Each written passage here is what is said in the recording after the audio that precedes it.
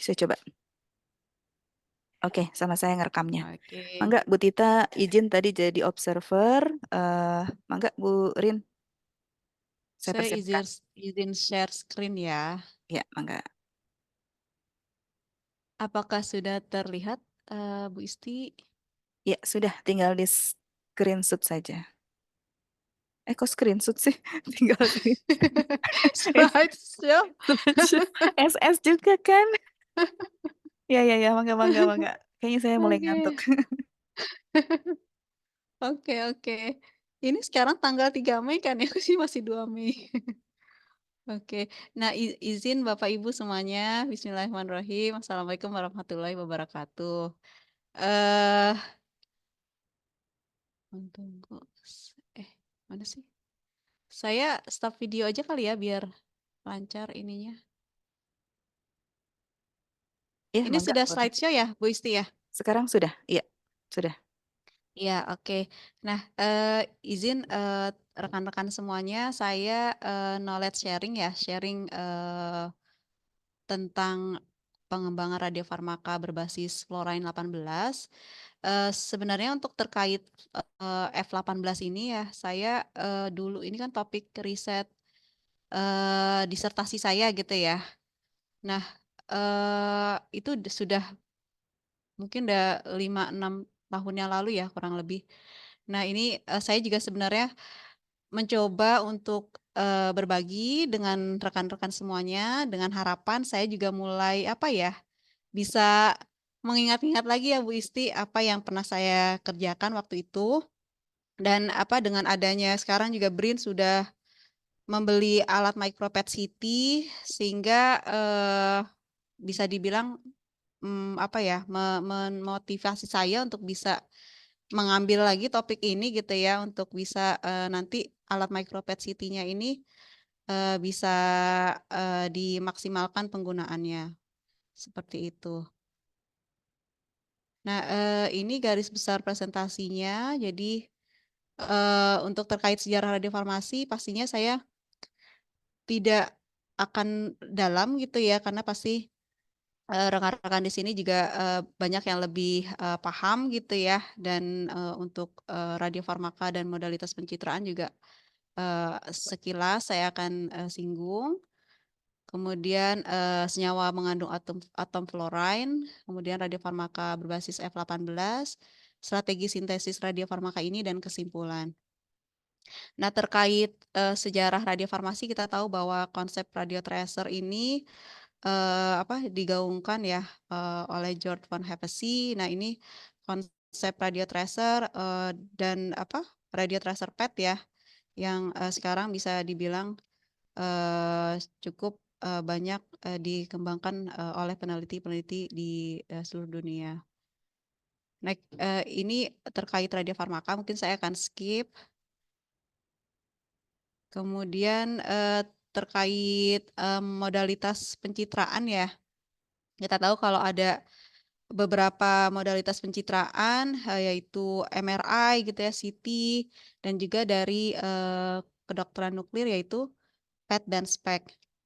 Nah, kita tahu kalau PET dan SPECT ini, menawarkan informasi mengenai proses, biokimia yang ada di tubuh, manusia ataupun, makhluk hidup ya dengan, lebih sensitif, dan dibandingkan dengan MRI, CT scan dan, X-ray.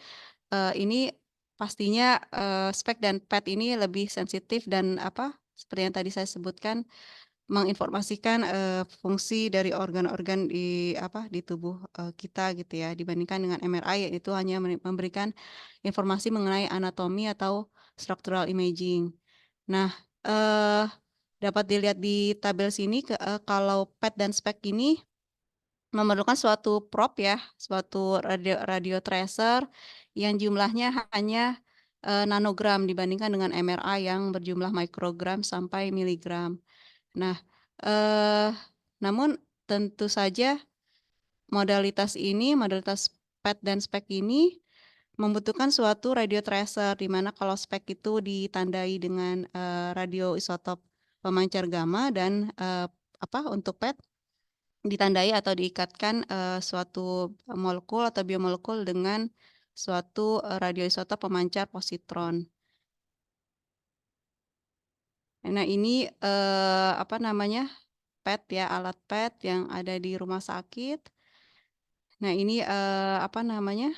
Biasanya alat ini digunakan untuk menginvestigasi penyakit-penyakit seperti kanker, kemudian penyakit otak ya, brain disease, kemudian kardiologi, dan apa namanya? Ini memberikan informasi image 3D tentang proses molekuler yang ada di dalam tubuh. Nah, ini prinsip dari PET. Jadi ketika radiofarmaka PET gitu ya, atau radiotracer PET diinjeksikan atau diberikan ke pasien, positron yang diemisikan dari radiofarmaka tersebut akan bertemu dengan elektron. Jadi positron itu elektron positif dan elektron di dalam tubuh kita itu elektron negatif. Nah, ini akan menghasilkan suatu proses anihilasi, di mana proses anihilasi ini akan memproduksi sepasang foton atau gamma ya yang apa namanya? Dalam arah yang berlawanan, dan ini akan ditangkap oleh suatu detektor. Nah, ini besaran energi fotonnya itu sebesar 511 kiloelektronvolt. Nah, kemudian detektor kemudian akan merekonstruksi suatu image ya untuk menghasilkan suatu image PET yang bisa digunakan untuk apa namanya? Mendeteksi, mendiagnosa ataupun follow up dari suatu penyakit ya, treatment treatment suatu pengobatan. Nah, dapat dilihat di slides ini kalau ada beberapa radioisotop PET yang sudah banyak digunakan, namun dapat dilihat di sini ada karbon 11, kemudian nitrogen 13, oksigen 15, fluoroktin, ada copper 64 sampai gallium 68. Nah, di sini kita lihat dari waktu paruhnya, kemudian apa namanya? Maksimal energi yang diemisikan, dan di sini kita dapat melihat kalau dari segi waktu paruh, kemudian energinya fluorine 18 ini cukup ideal untuk digunakan dalam penyiapan radiofarmaka untuk PET. Nah, dibandingkan dengan gallium 68 juga dia energinya cukup rendah ya, sebesar 635 kiloelektronvolt, dan dia 97%-nya adalah positron emitter ya, dan 3%-nya adalah elektron capture. Dibandingkan dengan gallium dengan waktu paruh yang hanya 68 menit, kemudian energinya cukup besar, dan apa namanya? Kalau nggak salah positron decay-nya itu juga di bawah dari F18. Nah, waktu paruh yang panjang ini juga membuat si F18 ini eh, apa namanya? Mudah untuk digunakan dalam penyiapan radiofarmaka. Karena kita tahu kalau penyiapan radiofarmaka butuh waktu juga, sehingga F18 ini lebih ideal dibandingkan radio isotop PET yang lainnya.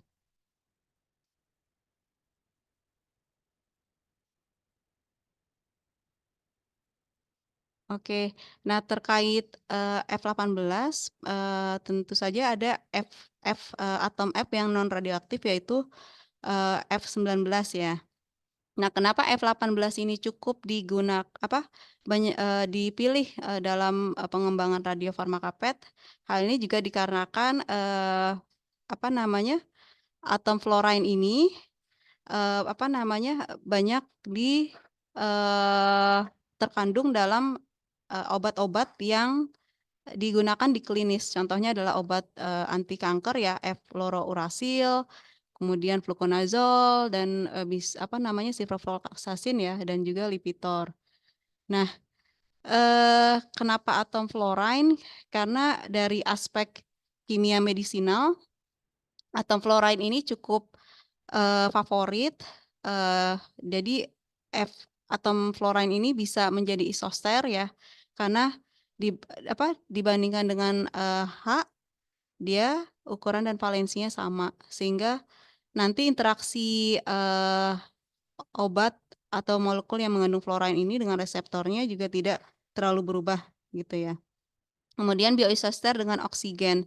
Jadi secara ukuran dan keelektronegatifan, eh, panjang ikatan CO dengan CF itu tidak jauh berbeda. Dan juga dari segi elektronegit elektronegativitas gitu ya antara F dan dan oksigen. Nah, untuk proses metabolisme dalam tubuh karena radiofarmaka juga obat gitu ya, pasti akan mengalami suatu yang namanya proses metabolisme. Nah, metabolisme ini bisa dimodulasi dengan menginsersi suatu atom fluorine di suatu molekul gitu ya. Nah, kemudian terkait basa dan asam dari suatu molekul itu bisa juga dipengaruhi dengan menambahkan suatu atom F di di suatu senyawa. Dan yang tidak kalah pentingnya bahwa ketika suatu obat itu mengandung atom fluorine, maka dia potensial untuk dikembangkan menjadi radio tracer untuk positron emission tomography. Karena F atom fluorine ini ada dalam radioisotop F18.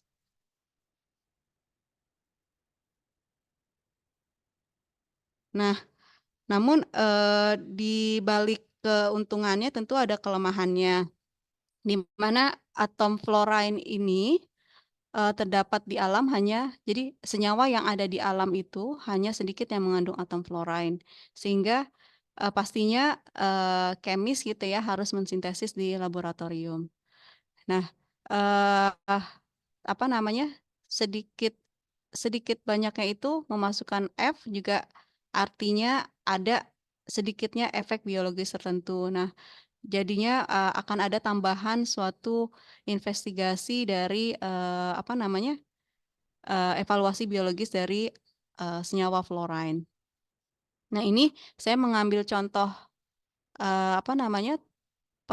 strategi pengembangan radio tracer PET untuk neuroimaging, topik disertasi saya pada waktu itu, di mana pasti ketika kita akan mendesain, suatu radiofarmaka, pasti kita akan memilih dulu apa sih target, biologis atau target protein yang menjadi sasaran kita. Kemudian kita identifikasi, senyawa pemandunya atau lead structure-nya, kemudian baru kita mensintesis senyawa-senyawa derivatnya. Dan setelah itu kita evaluasi apakah ada, dari senyawa yang kita sintesis itu berpotensi untuk, kita kembangkan menjadi radiofarmaka PET. Setelah itu, eee, apa namanya, eee, radiofarmaka PET itu, membutuhkan suatu senyawa prekursor gitu ya untuk nanti, radio labeling-nya, seperti itu. Lalu penentuan fisikokimianya dan stabilitasnya yang pastinya kita sudah banyak lakukan ya teman-teman di radiofarmaka, kemudian uji preklinisnya, kemudian, jika senyawa ini sukses di uji preklinis tentu lanjut ke uji klinis. Nah, ini sedikit menyinggung mengenai kriteria kandidat radio tracer PET untuk neuroimaging. Jadi, kita tahu bahwa, protein-protein yang, ada di dalam otak kita itu, sangat sedikit, kerapatannya ya, bisa dibilang seperti itu. Untuk sehingga, untuk menarget protein yang ada di dalam otak itu, kita perlu radiofarmaka yang sangat, selektif dan punya afinitas yang tinggi terhadap protein itu. Nah, karena targetnya di otak, tentu saja kita punya tantangan untuk bagaimana si radiofarmaka PET ini bisa menembus sawar darah otak. Dan kriteria berikutnya, sama seperti obat lainnya, tentu saja pasti kan namanya obat atau radiofarmaka akan mengalami proses metabolisme. Nah, Eee, pros radiometabolit atau produk dari metabolisme ini, itu radiometabolit ini diharapkan itu tidak bisa atau tidak mampu untuk menembus, sawar darah otak ya. Karena hal ini tentu saja akan menyebabkan apa namanya, akan mengganggu dalam visualisasi image-nya gitu ya. Nah, eee, radiofarmaka PET untuk neuroimaging ini juga pastinya harus sangat rendah non-specific binding-nya, kemudian harus mudah di-label dengan F18 pada spesifik activity yang tinggi ya, dan apa, dan tentu saja radiofarmaka PET ini harus aman diinjeksikan pada dosis yang sangat rendah. Nah, ini dapat dilihat di slide ini ada FDG. Ya, FDG ini adalah sampai saat ini radio tracer PET yang sangat primadona ya, yang masih menjadi primadona karena apa namanya, digunakan untuk diagnosa bisa kanker ya, inflamasi ataupun infeksi ya. Nah, FDG ini ya adalah analog glukosa, di mana kita tahu kalau sel kanker, sel apa namanya, eee, yang inflamasi gitu ya atau ada infeksi itu membutuhkan uptake glukosa yang besar. Nah, FDG ini bekerja secara mekanismenya apa namanya, berkaitan dengan transport glukos ya. Nah, ini bisa menghasilkan suatu PET image ya ketika suatu pasien kanker ataupun yang terdiagnosa gitu ya diinjeksikan dan biasanya akan menghasilkan suatu image PET. Nah, ini contoh PET image dari pasien yang menderita penyakit Alzheimer seperti ini. Nah, ini ada beberapa radio tracer PET yang sudah FDA approve yang secara apa namanya, sebagian besar ini digunakan untuk neuroimaging ya, untuk penyakit Alzheimer, itu ada Florbetaben, kemudian ada untuk Parkinson ya, F-DOPA. Nah, terkait produksi F18, jadi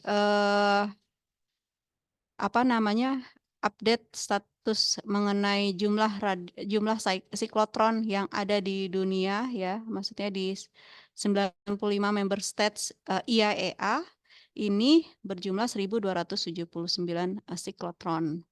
Nah, F18 ini dapat diproduksi dengan menggunakan O18 ya di siklotron.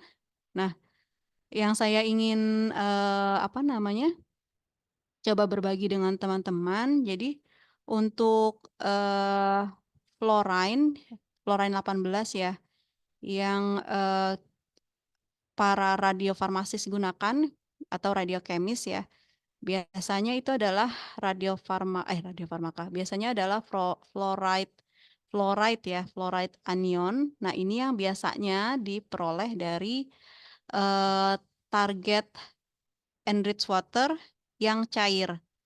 Nah, kenapa? Karena untuk apa namanya, untuk pendekatan menggunakan target enriched water ini, itu menghasilkan fluoride anion, berarti F18, F-min ya, ini yang memiliki spesifik activity yang besar, di mana biasanya itu radiofarmaka yang nanti yang akan dikembangkan itu dengan menggunakan fluoride 18 yang non carrier edit ya, berarti ini apa pendekatannya non carrier edit, ini dia untuk reaksi nucleophilic fluorination. Nah, biasanya untuk apa namanya, untuk yang target seperti yang di dalam otak gitu ya, yang sangat apa namanya, kerapatan proteinnya sangat kecil sehingga perlu radiofarmaka yang aktivitas spesifiknya besar gitu. Nah, untuk dengan target gas O18 ya, biasanya dia menghasilkan suatu F18 dalam bentuk gas. Nah, ini di F18 dalam bentuk gas ini adalah carrier edit karena diperlukan tambahan F19 untuk mengekstrasi F18-nya dan ini cocok atau tepat untuk digunakan untuk reaksi elektrofilik karena apa namanya, namun kelemahannya spesifik activity-nya ini sangat kecil. Seperti itu. Nah, seperti yang tadi saya paparkan, jadi aktivitas spesifik atau specific activity yang tinggi ini penting untuk menghindari saturasi reseptor target, terutama untuk yang menarget pada reseptor yang ada di otak atau neuroimaging, apa namanya, suatu protein di otak. Nah, karena ketika saturasi reseptor tentu saja reduksi, sinyal PET akan diperoleh sehingga akan mengganggu pada, proses, apa namanya, interpretasi image-nya. Kemudian ada efek farmakologis, seperti itu. Nah, untuk untuk radioisotop F18 yang berasal dari target air atau enriched water ya, jadi yang kita peroleh itu F18 dalam bentuk air, dalam bentuk karena tentu saja kan target itu air ya, apa. Nah, eee, karena, apa namanya, reaksi yang karena F18 yang spesifik activity tinggi-tingginya ini cocok untuk digunakan untuk reaksi nukleofilik. Nah, ini kembali lagi ke teman-teman yang, apa namanya, yang dari kimia pasti waktu sekolah itu belajar kimia apa, waktu S1 itu ya, masih S2 itu kita belajar kimia organik dan penyiapan radiofarmaka F18 ini memang sangat-sangat apa ya, melibatkan, membutuhkan pengetahuan kita banget tentang kimia organik dan ini yang menjadi tantangan, untuk penyiapan radiofarmaka F18. Nah, di mana F18 yang, dari enriched water itu cocoknya untuk nucleophilic, fluorination. Nah, F18 yang dalam bentuk larutan air yang dari siklotron ini, dia tidak aktif sebagai nukleofil ya, karena berada di larutan air. Sehingga perlu proses-proses sedemikian rupa untuk bisa menghasilkan suatu F18 yang aktif untuk digunakan dalam penandaan suatu prekursor atau suatu substrat. Nah, dilihat di apa namanya, skematik ini, jadi F18 dalam air ini harus di-trap di dalam suatu exchange, apa namanya, anion exchange resin, kemudian apa namanya, F18-nya itu akan tertahan, kemudian kita bisa merecover, airnya, target airnya, kemudian setelah itu kita elusi dengan menggunakan suatu, kriptan ya, kriptan yang apa namanya, dalam suatu pelarut, organik aprotik ya, asetonitril gitu ya. Nah, penggunaan kriptan ini atau Cryptofix ini berguna untuk meningkatkan solubilitas dari F18 di dalam pelarut organik. Karena reaksi yang digunakan nantinya untuk radiolabeling atau radiosintesis itu adalah nukleofilik, pastinya melibatkan penggunaan solvent yang polar aprotik, yaitu seperti asetonitril gitu ya. Nah, kemudian ada proses yang namanya pengeringan atau pengisatan ya, namanya di sini, azeotropic destilasi untuk bisa menghasilkan suatu bentuk F18 yang naked dalam, apa namanya, bentuknya ini, kompleks, F18, apa namanya, kriptan potasium ya dalam asetonitril. Kemudian, proses azeotropic drying dan setelah itu setelah mendapatkan ini, ditambahkan ke suatu substrat atau prekursor, dari radiofarmakanya untuk menghasilkan nanti, radiofarmaka F18 seperti itu. Nah ini, strategi sintesis radiofarmaka F18 ini harus, cepat, maksimal 2 kali half life ya. Jadi half life itu 110 menit ya kurang lebih, kurang dari 4 jam harus, kita, proses-proses yang terlibat dalam, apa namanya, labeling, reproteksi, purifikasi maupun, step formulasinya itu, selesai. Nah, yang jadi tantangan juga dalam radiofarmaka F18 ini, kita memerlukan suatu prekursor, di mana apa namanya, eee, ya cukup, apa namanya, cukup menantang ya, untuk bisa kita mensintesis prekursor yang bisa ditandai nantinya dengan, radioisotop F18.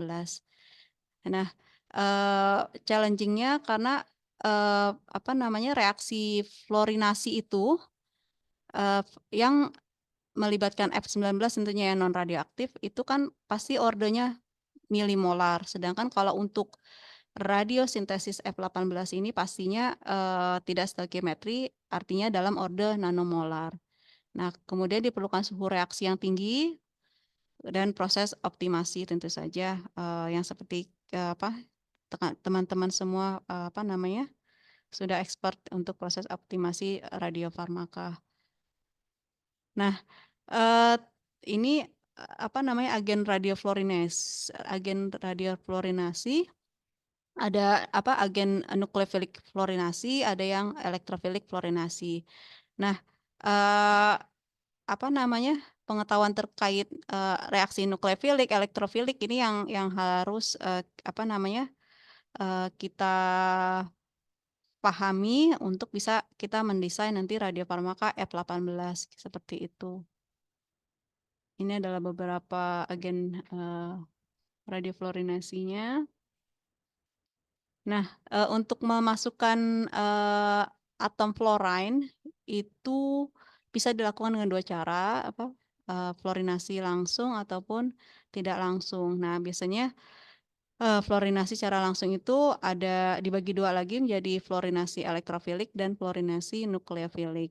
Nah, untuk yang tidak langsung ini itu biasanya ketika kita melakukan penandaan terhadap biomolekul yang sensitif terhadap kondisi penandaan F18 yang ekstrim. Contohnya misalnya penandaan peptida, apa namanya protein ataupun yang lainnya. Dan biasanya ini melibatkan suatu grup prostetik.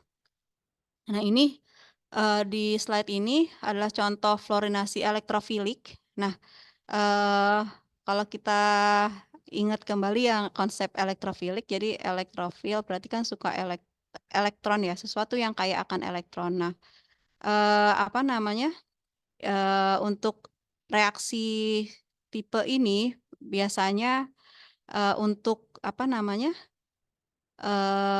F18 yang berasal dari gas ya, yang tadi itu elektrofilik apa namanya yang tepat untuk elektrofilik fluorinasi adalah apa F18 yang berasal dari target gas. Nah, karena apa namanya ini dia langsung bisa masuk kepada molekul yang sangat kaya akan elektron gitu ya. Nah, ini contohnya di sini ada apa? Aromatik benzen kita tahu ya, dan ini adalah ada stannum trimethyl yang merupakan living group ya. Nah, tapi kelemahan dari penyiapan radiofarmaka F18 dengan apa namanya pendekatan elektrofilik fluorinasi ini seperti yang tadi saya apa namanya infokan di slide sebelumnya adalah low specific activity. Namun dia sangat cocok untuk substrat yang banyak atau kaya elektron ya, seperti aromatic alkenes. Nah, kemudian terkait nucleophilic fluorination yang umumnya digunakan untuk penyiapan radiofarmaka di rumah sakit itu pasti adalah pendekatan nucleophilic fluorination. Nah, karena F18 yang dihasilkan yaitu fluoride, F18 F-min ya, fluoride. Ini apa namanya high activity specific gitu ya. Nah, apa namanya? Nah, ini tadi apa dibagi dua, nucleophilic alifatik SN2 dan nucleophilic aromatik. Nah, ini kembali lagi ke kimia organik. Jadi kalau substitusi nucleophilic alifatik SN2, kita tahu mekanismenya ada nukleofilik ya, kemudian menyerang apa namanya gugus perginya gitu, living groupnya, dan ini apa namanya prinsipnya adalah inversi Walden. Kalau teman-teman mungkin ada apa namanya ingat inversi Walden, jadi menyerang dari belakang. Nah, nanti apa namanya F-nya itu menyerang dan apa namanya melepas dari gugus pergi atau living group. Nah, living group yang biasanya apa namanya terlibat dalam substitusi nukleofilik alifatik SN2 ini adalah triplet, nosilate, mesylate, dan tosylate. Kemudian juga halide ya. Cl-min, Br-min, dan I-min. Nah, reaksi substitusi nukleofilik alifatik ini berlangsung di apa namanya solvent polar aprotik, asetonitril, DMF, DMSO, kemudian DMF ataupun tetrahidrofuran ya. Nah, ini adalah contoh dari apa namanya di slide bagian bawah. Ini adalah contoh reaksi penyiapan FDG. Nah, prekursornya mannose triflate. Jadi ini triflate sebagai gugus pergi.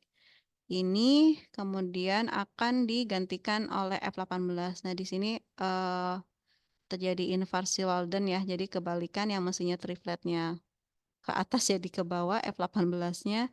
Nah, ini apa namanya? Setelah apa namanya masukkan F18 di hidrolisis untuk melepaskan gugus asetalnya untuk menjadi FDG. Nah, ini adalah contoh-contoh lain dari reaksi substitusi nukleofilik SN2. Ada untuk penyiapan F-miso ya, untuk apa namanya imaging tisu hipoksia, kemudian ada florbetaben gitu ya. Ini melibatkan reaksi SN2. Nah, untuk substitusi nukleofilik aromatik. Nah, aromatik berarti substratnya itu adalah aromatik. Nah, apa namanya prinsipnya sistem aromatiknya itu harus diaktifasi, kemudian ada apa namanya mengandung suatu elektron withdrawing group, gugus penarik elektron, entah karbonil, keton, nitril, Walaupun yang keramik tapi berada di antara apa yang gugus ini elektron withdrawing group ini ada di posisi orto atau para dari gugus leavingnya. Gugus leavingnya itu, gugus perginya itu adalah IBr, Cl ya, halide ya. Kemudian nitro ataupun trimetil amonium. Nah, solvennya juga sama, yaitu solven aprotik dengan apa namanya reaksi SN2. Jadi ada DMF, DMSO, DMA. Nah, ini seperti ini. Mungkin ada yang atau pasti ingat ya konsep apa Meisenheimer. Jadi kalau substitusi nukleofilik aromatik, jadi karena nukleofilik reaksinya, jadi pastinya nukleofil itu suka yang positif. Nah, di mana aromatik ini kan kaya akan elektron, dia nggak mungkin mudah diserang oleh suatu nukleofilik. Jadi sistem aromatiknya itu harus dikurangi ke elektronegativitasnya ya. Jadi elektronnya itu harus dikurangi, yaitu dengan adanya suatu elektron withdrawing group. Jadi elektron penarik bukan, gugus penarik elektron. Nah, ini gugus apa penarik elektron ini menyebabkan sistem aromatiknya itu berkurang, sistem aromatiknya itu kurang berkurang densitas elektronnya. Kemudian jadi mudah untuk diserang oleh suatu nukleofil. Nah, nukleofil ini kemudian akan menyebabkan leaving groupnya atau gugus perginya itu pergi dari si apa molekul itu ya. Seperti itu. Nah, ini adalah contoh penyiapan radiofarmaka F18 flutometamol yang melibatkan prinsip reaksi substitusi nukleofilik aromatik, di mana di sini ada apa namanya di substrat untuk flumetamol ini ada gugus ini ya elektron withdrawing group, kemudian ada gugus perginya nitro yang akan digantikan oleh F18 ya. Nah, terkait substitusi nukleofilik aromatik ini ada piridin. Nah, piridin itu heteroaromatik. Jadi kelebihan dari piridin ini kenapa dia digunakan untuk substitusi nukleofilik aromatik, karena sistemnya tidak perlu untuk diaktifasi karena dia sudah apa namanya memiliki elektron yang apa ya kerapatan elektron yang kurang di posisi orto dan paranya gitu ya, di posisi 2 dan 4-nya. Nah, piridin ini adalah aromatik dengan atom nitrogen ya di posisi apa tengah ya. Nggak harus posisi tengah sih, tapi dia mengandung satu atom nitrogen. Nah, dia tidak memerlukan suatu, gugus penarik elektron, jadi hanya memerlukan suatu gugus pergi. Nah, ini biasanya gugus, pergi atau leaving group yang digunakan ada bromine, nitro, dan, trimethyl amonium. Nah, salah satu contoh yang menggunakan, pendekatan substitusi nukleofilik aromatik ini adalah penyiapan, radiofarmaka PSMA F18 PSMA 1007 yang, sudah digunakan di klinis ya. Ini bisa dilihat ini adalah, pyridine heteroaromatik. Nah, ini F18-nya itu ada di posisi X ini dan untuk, apa namanya, X ini juga bisa merupakan suatu, gugus pergi ya. Nah, selain itu ada lagi contohnya adalah penyiapan, F18 flubatin untuk, neuroimaging ya. Nah, ini saya akan coba sharing mengenai radiofluorinasi dari peptide ini karena beberapa dari kita, nih ada Teh Wita di sini gitu ya, kemudian saya sendiri ada Mbak Wening, Bu Titis yang, Mbak Dita juga ya yang sedang, menggeluti atau, riset mengenai peptida. Nah, ligan peptida ini merupakan, ligan yang, yang memiliki, specificity dan selectivity yang tinggi ya untuk bisa menarget kepada, target proteinnya ya atau reseptor peptidanya. Kemudian peptida ini, mudah untuk disintesis, dimodifikasi di laboratorium dan, katanya murah ya, cukup murah. Nah, untuk memasukkan F18 ke peptida ini, karena peptida ini, juga merupakan suatu biomolekul jadi, reaksi-reaksi fluorinasi yang tadi, saya, infokan sebelumnya itu cukup, harsh reaction ya. Jadi cukup, cukup ekstrim lah bisa dibilang seperti itu. Jadi, untuk melabel suatu peptida dengan F18 akhirnya memerlukan suatu, prosthetic group, di mana prosthetic group ini adalah suatu agen yang bisa mengikat F18 pada salah satu sisinya dan sisi lainnya digunakan untuk mengikat, peptidanya itu sendiri. Nah, ini di slide ini ada beberapa prosthetic group yang, kita tahu bahwa peptida tuh ada asam amino ya, rangkaian asam amino di mana asam amino ini ada,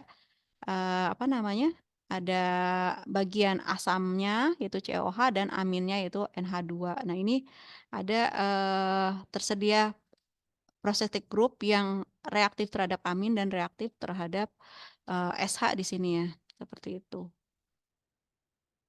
Nah, ini adalah contoh reaksi penyiapan radiofarmaka F18 berbasis peptida. Nah, di sini penggunaan succinimidil ya, benzoat. Nah, ini direaksikan dengan suatu peptida untuk menghasilkan suatu F18 RGD ya. Nah, ini melibatkan penggunaan prosthetic group yaitu, F18 SFB, succinimidil fluorbenzoat. Nah, selain dengan menggunakan prosthetic group, nah ini juga bisa digunakan dengan juga dilakukan dengan pendekatan aluminium F18 labeling gitu ya. Nah, ini, eee, alasannya itu sama seperti, gallium 68 ya. Jadi aluminium F18 ini juga berdasarkan pada, reaksi, pengkelat ya, kelasi ya. Nah, mungkin, kita waktu itu pernah ikut presentasi dari Mbak Citra yang dari Jepang. Nah, beliau ini menggunakan pendekatan penandaan, peptida, dengan menggunakan aluminium, F18. Nah, ini, prinsipnya seperti ini. Jika misalnya dengan, yang slide yang saya di slide sebelumnya saya menjelaskan bahwa F18 yang berasal dari siklotron, itu fluoride itu kita harus keringkan dengan menggunakan proses azeotropic drying. Nah, di sini F18-nya itu tidak memerlukan proses drying. Artinya F18 yang kita peroleh dalam larutan air dari siklotron ini langsung bisa kita campurkan dengan menggunakan AlCl3 dalam buffer amonium asetat ya, dan untuk menghasilkan F18 AlF2+. Nah, ini prinsipnya berdasarkan chelation. Nah, agen pengkelat kita tahu ada beberapa, ada DOTA, NOTA, kemudian DTPA ya, noda benzil dan noda MPAA. Nah, ini contoh reaksinya. Jadi peptida gitu ya, peptida, kemudian ini nota ya. Ini nota, kemudian direaksikan dengan AlF18 seperti itu. Jadi prinsipnya sama seperti reaksi kompleksasi dengan gallium 68, lutesium 177. Jadi F18 itu sendiri pun juga kita bisa siapkan dalam bentuk AlF18 sehingga tidak memerlukan yang namanya proses penyiapan F18 dengan cara azeotropic drying gitu ya. Karena itu juga butuh waktu dan ini caranya cukup simpel, terutama untuk yang melibatkan substrat seperti peptida. Nah, saya coba cepat di sini. Jadi kita tahu bahwa untuk isolasi atau pemurnian dari satu radiofarmaka biasanya melibatkan HPLC dan sama untuk F18 ini, radiofarmaka F18 ini menggunakan HPLC semi preparatif gitu ya untuk mengisahkan antara final produknya dari prekursornya. Nah, kemudian juga bisa menggunakan suatu sepak, tapi terutama untuk penggunaan sepak sih, cartridge ya. Cartridge ini biasanya lebih dipilih untuk penyiapan radiofarmaka yang sudah komersil atau digunakan di rumah sakit ya, karena kan caranya nggak ribet dibandingkan HPLC gitu. Nah, tapi kelemahannya tidak akan cenderung produk akhirnya itu memiliki impurity yang lebih besar dibandingkan jika kita memisahkan dengan menggunakan semi preparatif HPLC. Nah, biasanya semi preparatif HPLC ini untuk senyawa-senyawa atau radiofarmaka yang masih dalam tahap riset dan pengembangan seperti itu. Nah, ketika sudah mengisolasi final produknya radiofarmaka F18-nya ini, kemudian kita pastinya kalau untuk dari semi preparatif APLS itu kan akan encer ya. Kemudian biasanya kita konsentrasikan dengan sepak, kemudian kita formulasikan dengan salin ya, seperti itu. Ini contoh kromatogram semi preparatif APLC-nya. Nah, ini karena biasanya prekursor yang kita gunakan untuk penandaan itu jumlahnya sangat besar dibandingkan dengan radiofarmakanya. Artinya kita harus bisa mengisolasi final produknya gitu ya, supaya ya bersih dari produk samping ataupun prekursornya. Nah, ini quality controlnya dengan HPLC, radio HPLC analitik, radio TLC, kemudian gas kromatografi. Nah, ini biasanya di slide ini quality control buat radiofarmaka F18. Jadi sama seperti radiofarmaka lainnya,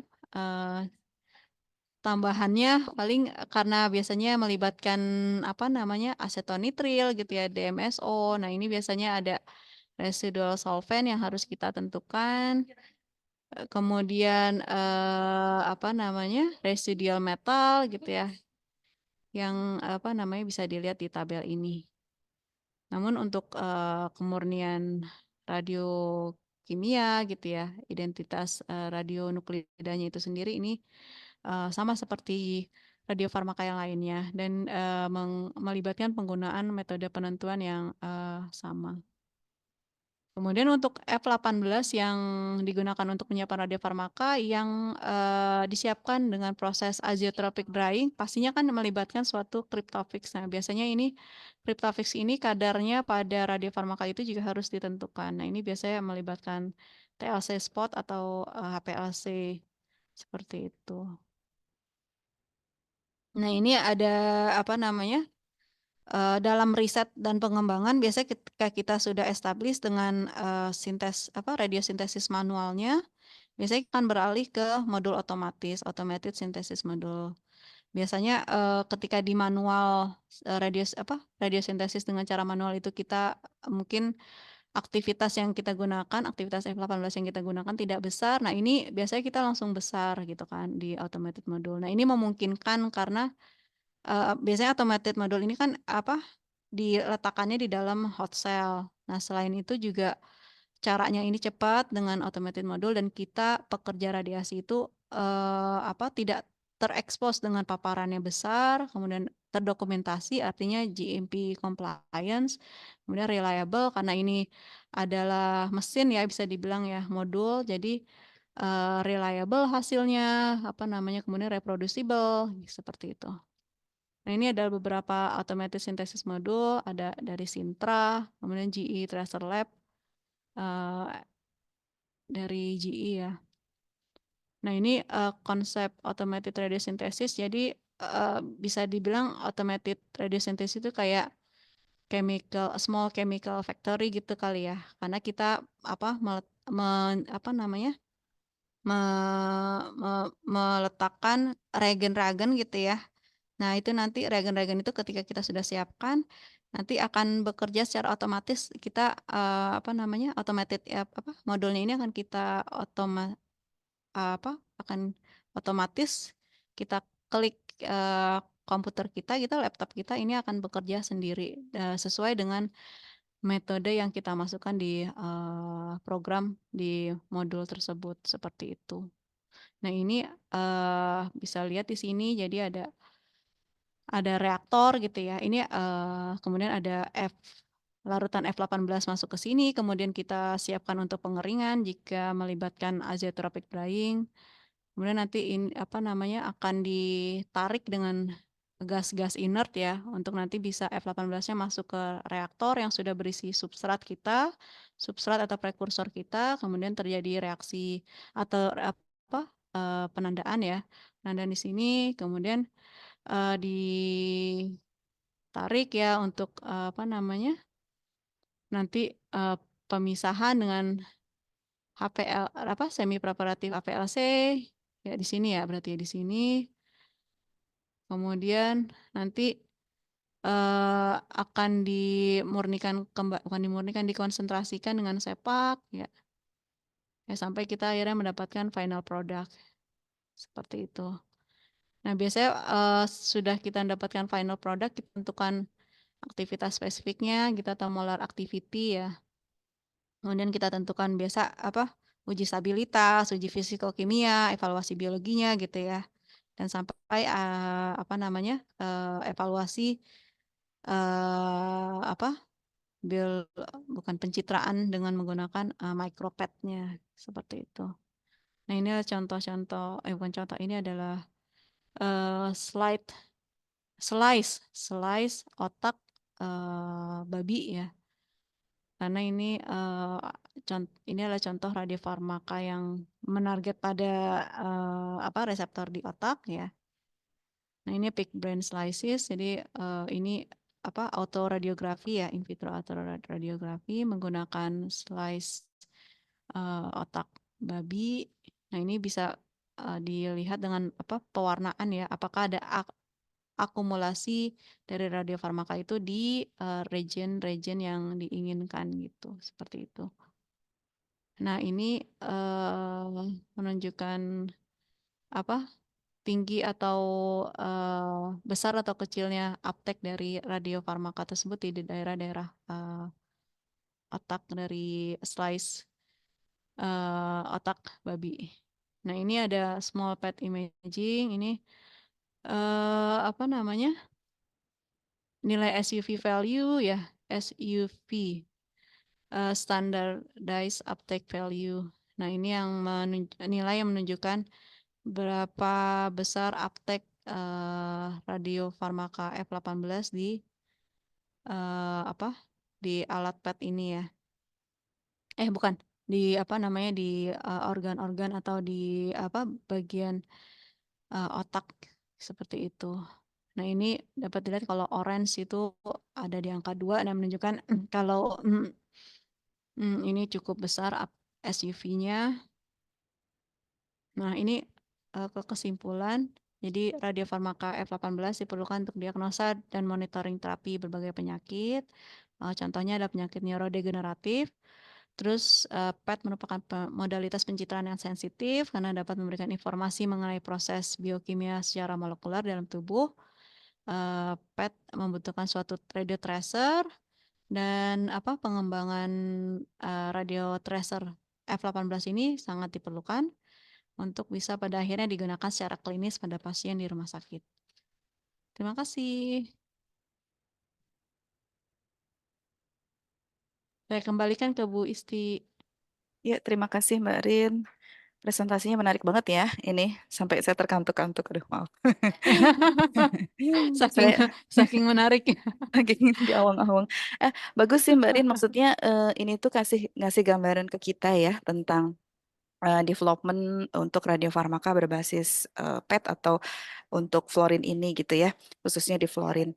Nah, saya tuh jadi inget tuh Mbak Rin dulu tuh zaman-zaman awal masuk kan senior-senior kami tuh bilang ya bahwa siap-siap mau masuk ke era PET gitu karena spek ya sudah mulai ditinggalkan katanya. Itu 20 tahun yang lalu tuh saya inget banget dan sampai sekarang sebenarnya saya masih bingung era petnya kapan ya.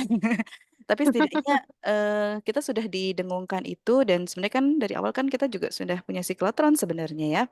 Dan era PET yang pertama kali mungkin ya kalau di rumah sakit itu kan pada saat pertama kali itu kalau nggak salah Gading Pluit itu 2008. Jadi itu pun juga udah 16 tahun yang lalu nih.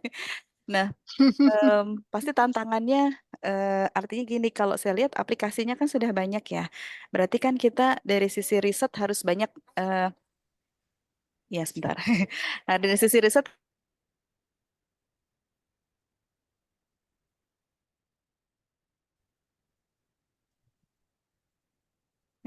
maaf, ada iklan.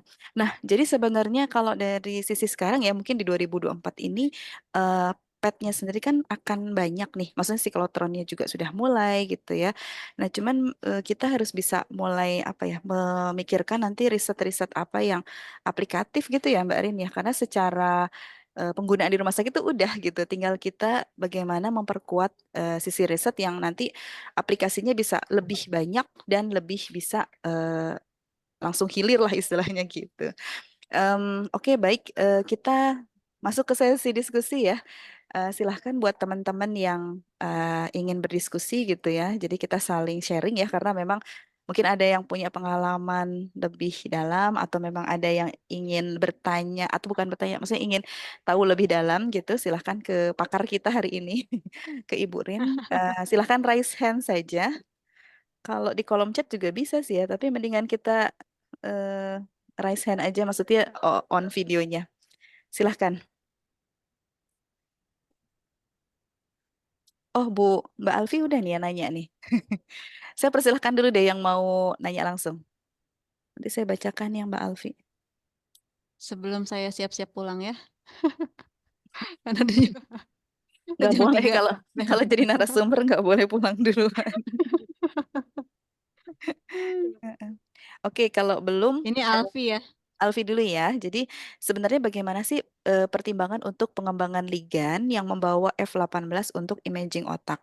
Mengingatkan otak banyak lokus atau area serta zat asing untuk menembus organ itu cukup sulit ya karena ada B3 itu, blood brain barrier. Ya. Enggak, Bu Rin? Nah, ya ini saya jadi mencoba untuk mengingat kembali apa yang saya tulis di disertasi ya. Iya. Karena itu sudah lama, sudah cukup lama.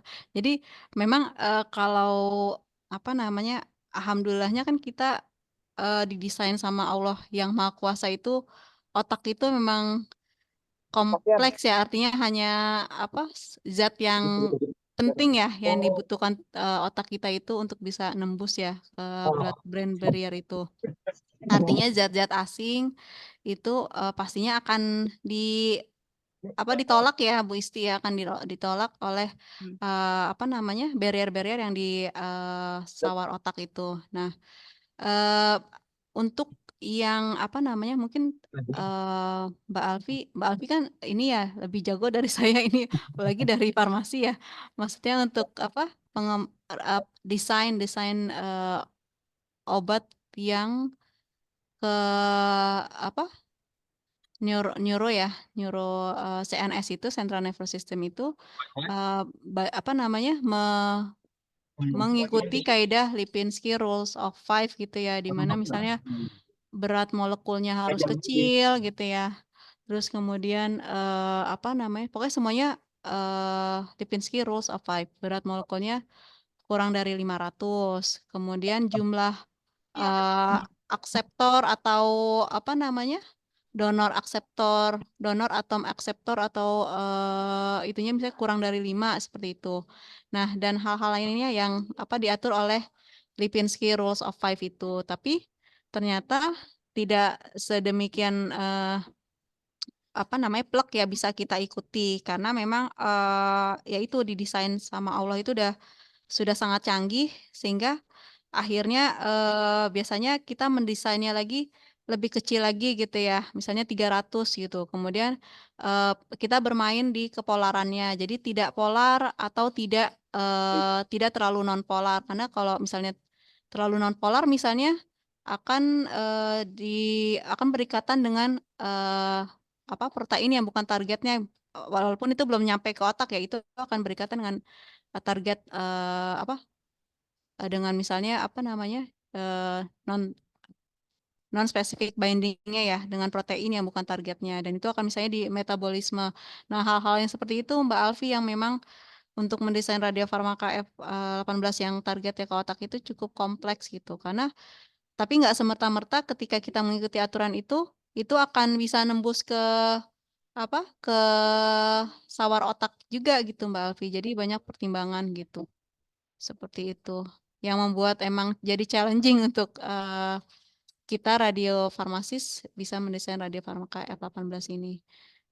Kalau yang tadi di slide yang saya sebutkan tadi kan harus apa afinitas dan apa sangat selektif ya terhadap apa namanya ikatannya terhadap protein targetnya seperti itu. Kemudian eh, ketika apa namanya dia diinjeksikan ke dalam tubuh itu juga sangat kecil terbentuk suatu radiometabolit. Nah, radiometabolinya diharapkan tuh jangan sampai ada yang menembus blood-brain barrier seperti itu. Jadi banyak aspek-aspek yang apa harus kita pertimbangkan lah untuk mendesain radiofarmaka neuroimaging ini seperti itu, Bu Iya, Isti. mangga, mangga. Ya, Em, ya berarti memang tantangannya banyak juga ya, tapi ini sangat menarik untuk bisa kita kembangkan lebih lanjut ya. Artinya kan sebenarnya target tidak hanya ke neuro atau ke otak saja, nanti kan bisa berkembang di banyak Baik, hal. baik. Ya, seperti Ya itu. benar Bu Isti. Kalau saya sih membagi, kayaknya kelihatannya kalau riset-riset seperti ini kita membagi pada bisa jadi sekitar 4 kegiatan ya. Maksudnya satu tantangannya pertama di sintesis peptidanya gitu ya, kedua di sisi apa labelingnya gitu ya. Kemudian tahapan labeling kan juga nanti ada pemurnian tuh yang pakai semi prep itu. Baru nanti kita bagaimana mengotomatisasi, baru mungkin bisa paralel ya dari otomatisasi bisa terakhir mungkin habis di sintesis atau radio labeling kita bisa uji ke hewan gitu ya seperti itu. Jadi 4 tahap Iya, ini benar. harus kita lewatin. Karena kan tetap ujung-ujungnya harus otomatis kan ya biar Iya, benar. prosesnya nggak panjang gitu. Oke, ini kayaknya dari tadi udah ada yang raise hand nih, Mas Hendris. Silahkan Mas Hendris, mau on cam boleh, mangga. Saya persilahkan Mas. Ya, terima kasih Bu Isti. Presentasi yang sangat menarik, Bu Rin. Saya izin nggak itu ya, nggak bisa on cam gitu. Eh, Mbak Rin, tadi juga Siap mungkin Mas Hendris. eh, ada juga yang perlu kita apa ya highlight juga ya terkait dengan radiochemical yield-nya untuk radio fluorination ini kan biasanya rendah ya Bu Rin ya. Jadi Iya, memang sangat sulit jika kita harus mendapatkan radiochemical yield yang tinggi begitu. Nah, mungkin ke depannya juga berkait dengan fasilitas yang perlu dipersiapkan begitu Mbak Rin ya. Termasuk tadi yang wajib mungkin yang HPLC, mungkin kalau menurut saya hmm, itu yang apa, semi preparatif HPLC itu. Karena nggak akan mungkin kita tidak menggunakan purifikasi gitu untuk pengembangan radiofarmaka berbasis fluorinectin ini. Karena mengingat tadi memang radiochemical yield-nya tuh eh, bisa dibilang relatif rendah gitu. Di atas 20% juga udah bagus ya Burin ya, kalau berdasarkan pengalaman iya itu ya. benar. Iya, Mm-mm. Di bawah 50% rata-ratanya gitu. Bahkan ada yang report, misalnya ada yang di bawah 10%, ada yang 1% juga biasanya ada di report itu. Karena memang sulit untuk proses penyiapan radiofarmakanya begitu. Nah, mungkin ke depan selain kita memikirkan ide risetnya, kalau ide saya yakin ini pasti udah itu ya, banyak sekali ide-ide yang ada di kita. Karena kita udah ongoing juga sebenarnya, dan ide itu mungkin bisa terrealisasi mungkin kalau misalnya kita punya juga fasilitas yang benar-benar memadai gitu. Termasuk ya dari awal untuk sintesis, kalau kita misalnya bermain di senyawa baru, berarti kita harus siap juga organik sintesisnya, Borin ya, fasilitasnya gitu. Kemudian setelah itu di fasilitas radio labelingnya dari awal hingga akhir kan kita sampai mendapatkan senyawa radiofarmaka yang murni itu juga prosesnya panjang dan harus cepat dan penting juga terkait QC-nya itu dan itu harus dilakukan dengan waktu yang relatif singkat ya mengingat waktu paruhnya yang tidak sangat panjang cepat ya. gitu. Iya, Hmm. nah, itu kalau menurut saya mungkin sedikit tambahan dari saya mungkin ya memikirkan juga dari segi fasilitasnya begitu, Mbak Rian. Kalau berdasarkan pengalaman juga kan kalau untuk radio labeling fluorinectin itu Borin biasanya aktivitas yang dipakai itu lumayan tinggi Borin ya. Misalnya sampai milikuri ya biasanya ya. Iya, benar Milikuri sampai karena giga becquerel ya. Apa? ya Bisa sampai 10 giga becquerel bahkan ya. ya dari situ kan kita bisa menghitung bahwa dalam sekali radio labeling untuk satu periset eh, itu butuhnya berapa milikuri gitu. Misalnya 50 milikuri gitu. Nah, Hmm, itu nanti dapatnya sampai akhirnya itu paling cukup buat analisis QC dan lain sebagainya gitu. ya, Nah, itu ya, berarti kita butuh memang produksi yang akan rutin begitu. Nah, karena kita produksinya harus rutin, berarti mau nggak mau, kalau menurut saya itu memang harus ada on-site cyclotronnya gitu, Burin. Kalau misalnya kita cyclotronnya jauh dengan fasilitas riset kita, nah itu kita kan memikirkan juga transportnya nanti. Kalau misalnya kita produksinya di cyclotron mana, kemudian radio labelingnya di mana, nah itu kayaknya ya, nggak praktikal gitu. Jadi memang harus on-site gitu. Ya harapannya sih nanti di Brin memang benar ada fasilitas siklotron itu yang menyatu terintegrasi dengan fasilitas radio labeling, bahkan fasilitas uji praklinisnya, dan rata-rata kalau kita lihat juga fasilitasnya biasanya kalau institusi luar negeri itu fasilitas untuk klinisnya juga di situ gitu kan, Bu Rini ya. ya, Seperti ya, kemarin saya di Chiba dengan Bu Eva itu memang hospitalnya juga di situ. Kemudian di sini di Tohoku juga hospitalnya memang ada dia nggak hospital sih cuma uji klinisnya juga di hmm, situ gitu. Setelah produksi langsung uji klinis. Ya mungkin itu sih Bu Rin sedikit apa ya pandangan dari saya. Terima kasih Mbak Rin. Itu presentasi tadi ya sangat menarik. Saya jadi banyak belajar Bu Rin. Ya, terima kasih Bu Rin. Masih banyak Mas Henris. eh apa namanya? Apa namanya Mas Henris kan juga sekarang ini ya mendalami F18 ya. Jadi memang F18 ini menarik Bu Isti, tapi ya tadi yang seperti Mas Henris ingatkan kita ada fasilitasnya gitu ya yang mudah-mudahan ya Bu Isti ya fasilitas untuk hot lab-nya terkait apa semi preparatif HPLC-nya, kemudian HPLC analitiknya mudah-mudahan eh apa ya bisa kita lengkapi lah dalam waktu dekat ya Bu Isti harapannya. Nah kemudian kalau siklotron eh ya mudah-mudahan juga ya siklotron, tapi untuk kita apa namanya bersiap dengan untuk bisa mulai dengan radiofarmaka F18 ini, kita sudah apa menjalin komunikasi dengan apa Rumah Sakit Darmais, dan harapannya mereka bisa kolaborasi ya dengan kita ya untuk pengadaan F18-nya. Seperti itu Mas Hendris. Ya,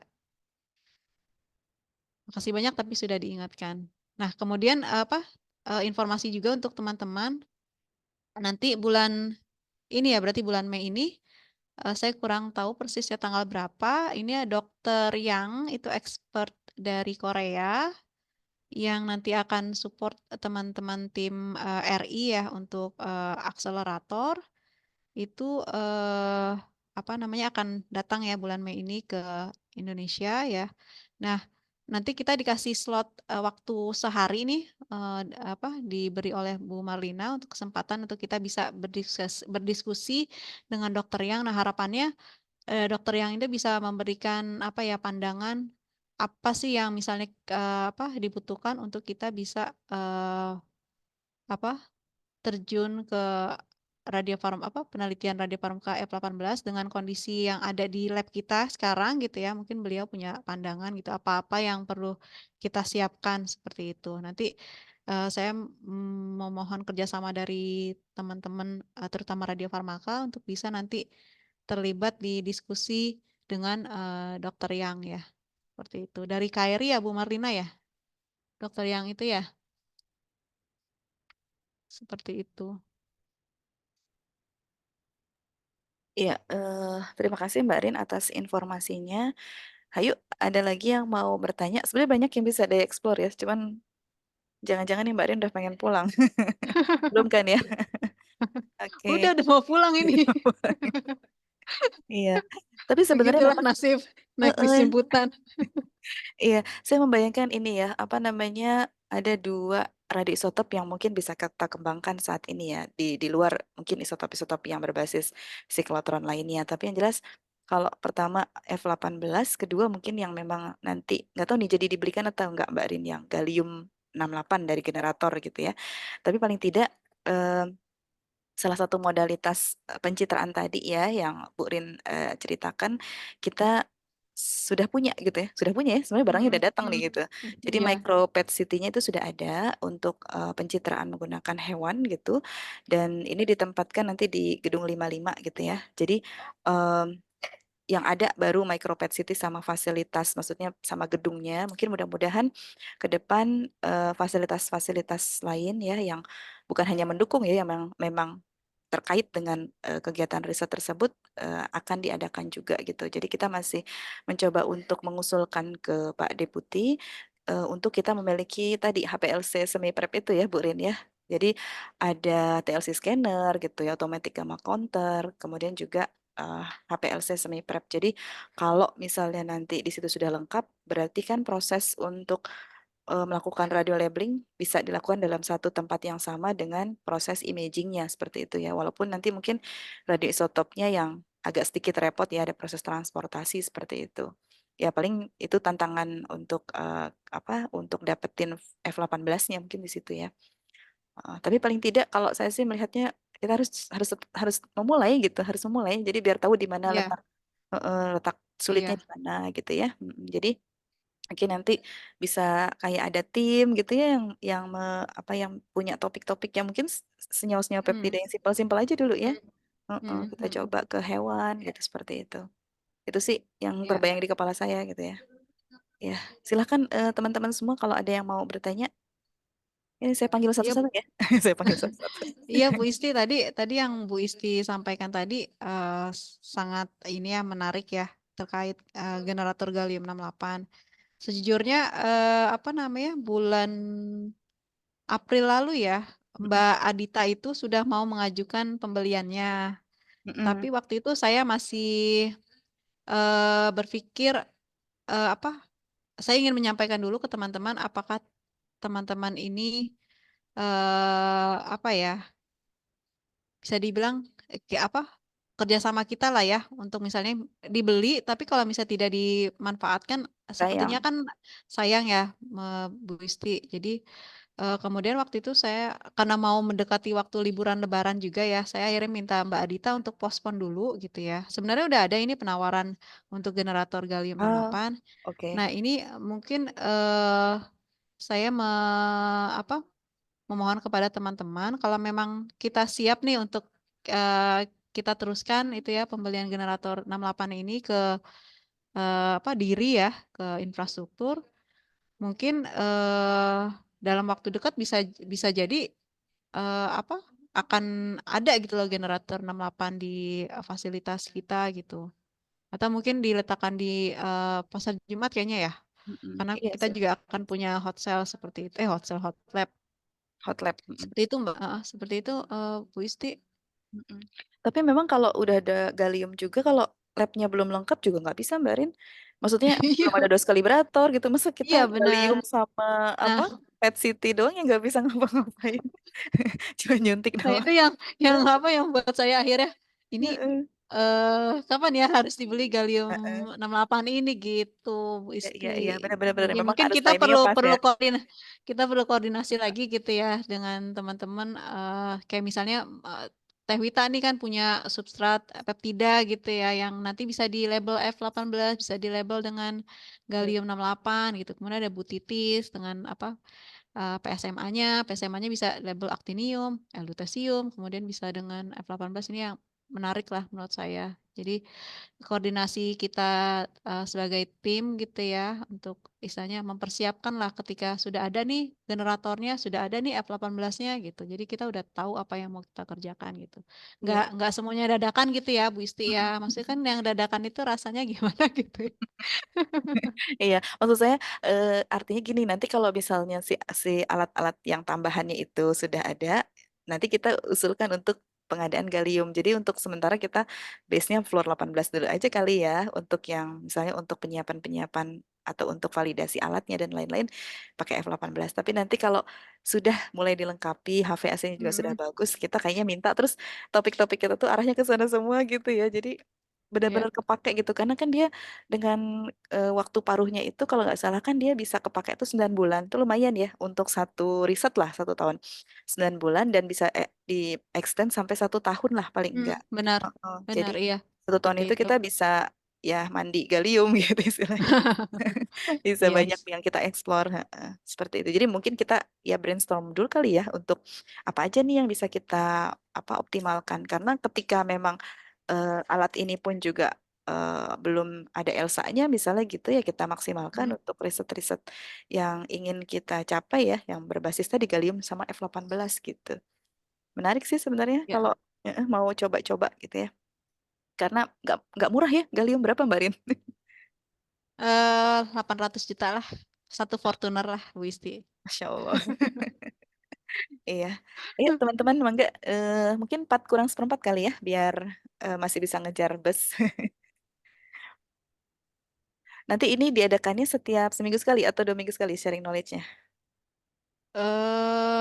Seminggu sekali ya, mungkin kalau misalnya Oh ya. ini kan banyak ya, misalnya apa namanya, hutang-hutang knowledge sharing ya kayak saya kemarin dengan Teh Wita ke Rumah Sakit King Oke. Faisal ya, Teh Wita kita belum knowledge sharing. Ini ada Pak Basit, Oh Mas iya. Hendris ya, kalau mau knowledge sharing Mas Hendris tentang, saya lupa kemarin topik yang ke Mas Hendris ya. Tapi apa gallium aja dulu abis ini ya. Jadi biar kita bisa ngebayangin apa reaksinya gitu Mbak Rin. Biar sekalian persiapan buat pelatihan juga. Iya benar-benar. Boleh setuju saya. Iya, iya, iya. Ayo, ayo teman-teman. Oke, Oke, cukup jika kali ya. tidak, ya Heeh. Kalau enggak ini aja dulu di sharing bisa ya, boleh ya di sharing tadi filenya biar kita sama-sama baca. siap, Mbak Rin ya. siap, Oke. siap. Eh, Ya, Bu makasih Tita banyak Bu mungkin, Isti. Bu Tita mungkin ada yang mau disampaikan Bu. Mangga Bu.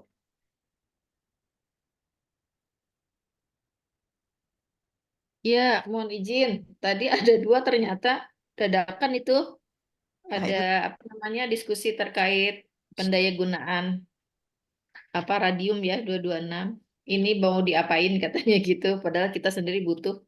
Padahal dia bahan baku aktinium ya 225. Jadi teman-teman ya sharing knowledge ini. Mohon maaf ya Mbak Rin, tadi saya tidak dari awal. Nanti saya minta saja PPT-nya. Kalau ada yang nggak ngerti, nanti saya langsung deh tanya sama Mbak Rin.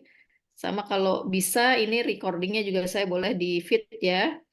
Jadi memang seminggu sekali saya setuju. Ada atau tidak ada saya ya. Ini bergantian RI, RF ya, RI, RF atau mau eh, dalam satu minggu itu ada RI, ada RF, terserah saja. Temanya bisa dari hasil fellowship atau scientific visit ataupun dari hasil training-training ataupun memang apa namanya review ya literatur review atau misalnya hasil penelitian apapun itu akan sangat membuat ekosistem riset akan tetap cun gitu ya, tetap cun. Jadi mudah-mudahan teman-teman juga jadi tahu apa yang dikerjain teman lainnya gitu ya, dapat inspirasi, dapat knowledge, kemudian dapat oh kira-kira pengembangannya seperti apa dan tentu saja membuat atmosfer riset kita semakin tadi semakin tetap terjaga dan semakin membara gitu ya. Jadi istilahnya walaupun sekarang sudah sedang banyak ujian-ujian ya, ujian terkait fasilitas lab, ujian terkait dan lain sebagainya gitu ya. Tetapi dengan adanya pertemuan rutin seperti ini, solusi-solusi atau way out-nya nanti ya insya Allah bisa dibicarakan secara bersama gitu. Ya misalnya tadi, kalau misalnya rencana revitalisasi reaktor kemudian berlangsung dan kemudian kita betul-betul tidak bisa mengakses reaktor ya untuk sementara waktu misalnya. Nah ini gallium ini bisa jadi salah satu solusi di mana riset bisa tetap berjalan gitu ya. Dan ini teman-teman mohon tadi sesuai masukan Bu Isti juga alat-alat yang pendukung itu jangan sampai kemudian ada isotopnya nggak ada supportnya, equipmentnya itu aduh jadi sehingga kemudian dia meluruh istilahnya apa katanya meluruh ya itu tidak ada bekasnya, tidak ada jejaknya habis padahal udah beli satu Fortuner istilahnya gitu ya itu akan mubazir sekali. Jadi tolonglah teman-teman ini kan diperhitungkan lagi ya biar apa yang kita belikan aset dan lain sebagainya itu betul-betul optimal ya. Ya, ingat-ingat bahwa itu adalah uang rakyat, uang pajak kita. Ya, kecuali kita dapat hibah gitu ya dari IAEA. Gitulah kira-kira. Mungkin itu masukan dari saya ya, sangat apresiasi untuk sharing knowledge yang sudah lama tidak kita lakukan. Ini sebagai warming up ya. Itu bisa seminggu sekali gantian RI, RF. Atau dalam satu minggu itu RI, RF, gantian. Di satu minggu yang sama, kita tentukan saja misalnya hari Jumat. Jumat jam berapa, jadi rutin gitu. Tidak perlu harus di ini, sudah ada. Jadi istilahnya Jumat berkahnya kita Jumat berkahnya sharing knowledge gitu. Ya, mau Jumat pagi atau Jumat siang. Bagusnya Jumat pagi ya, biar istilahnya nggak keburu-buru yang dijemputan gitu. Ya. Iya, tapi paginya olahraga dulu, Bu. Oh iya, Ayo. Nah, setelah olahraga jam 10 gitu olahraga ya. gitu ya. Mm-mm. Setelah Sebelum olahraga jam 10 Jumatan. sharing knowledge ya. Gitu ya. Ya Baik, Bu. tentatifnya siang. Ya. Oke, itu saja. Terima kasih Bu Isti, Bu Rin, dan teman-teman semua. Mohon maaf sekali lagi tidak bisa mengikuti dari awal. Assalamualaikum warahmatullahi wabarakatuh. Ya. Waalaikumsalam warahmatullahi Salam wabarakatuh. warahmatullahi wabarakatuh.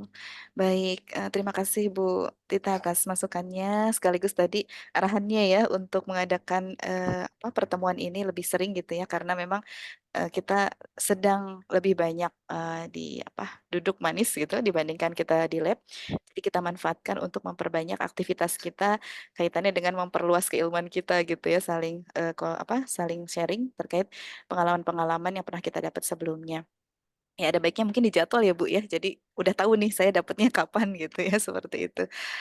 Em, Nanti enggak silahkan Ibu Kelris yang Insya berkolaborasi di Allah, antar siap, Kelris. siap. Oh, satu lagi Ya sebelum Bu. sebelum ini saya tadi belum posting udah udah rembukan, kita mau ada rapat koordinasi ya, walaupun bingkainya halal bihalal lah ya, tapi paling nggak rakor lah, biar lebih kelihatan serius gitu. Karena kita sudah digeser-geser terus gitu ya. Mohon izin minggu depan tolong di ini kan apa hari Selasa kalau nggak salah masih ada waktu karena minggu depan pun ada libur bersama lagi. Mm-mm. Hari Selasa kita coba kita gathering ya. Eh, Mohon ini teman-teman ya mungkin yang dari Bandung karena kita rencananya offline tapi akan dibingkainya dengan tadi rakor saintifik ya. Nanti teman-teman setiap PJ daripada penelitian mohon untuk mempresentasikan tidak perlu lama ya cukup 10 menit tapi dari situ juga saya akan di-refresh kembali siapa-siapa saja teman-teman yang menjadi PJ penelitian ya. Itu kan ada kalau saya lihat ada HITN, kemudian ada OR lain lah ya, ada di OR lain, kemudian ada RIM, dan kemudian ada CRP. Jadi nanti biar bisa saya lihat juga siapa yang menjadi PJ dan tidak menjadi PJ itu bisa langsung apa namanya terlihat ya dari situ, kemudian bisa kita langsung evaluasi lah. Karena memang semakin ketat sekarang di BRIN ini terkait riset ini, apalagi dengan fungsional-fungsional tertentu ya. Ini akan diminta tadi, sebentar lagi akan ada audit kinerja periset gitu ya, dan lain sebagainya. Jadi kita tidak tergopoh-gopoh ya, kita sudah bisa audit diri sendiri dulu lah ya, internal di kita sebelum kita diaudit oleh pihak luar. Dari situ kita bisa lihat, oh ternyata apa yang perlu disupport ya, tentunya apa yang perlu kita support. Misalnya teman-teman ada yang kesulitan, apa yang kesulitannya seperti apa yang bisa kita bantu, nanti kita bicarakan di dalam acara tersebut ya. Jadi save the date-nya ya, minggu depan hari Selasa, mohon bantuan teman-teman untuk effort lah, tidak setiap hari istilahnya ke Serpong ya, tapi mohon untuk dialokasikan dari sekarang saya sudah sampaikan, nanti undangan resminya menyusul ya. Gitu. Acaranya dari pagi sampai sore mungkin, karena akan banyak sekali kan nanti yang presentasi masing-masing paling nggak 10 menit lah. Iya. Gitu ya. Ya, siap Bu. Itu aja tambahannya. Nanti saya info ke yang lainnya juga. Baik, siap Bu. Baik, Bu. Gimana? Cukup ya rasanya. Terima kasih banyak Bu Tita tadi tambahannya. Jadi saya mention lagi untuk tanggal berapa tadi? Selasa ya? Selasa tanggal Tanggal 7 Selasa Mei. tanggal 7. 7 Mei. Tanggal 7 Mei kita akan mengadakan rapat koordinasi ya Bu Tita ya. Ya, Tempat di mana Bu? Maaf. kalau nggak di 71 di 720.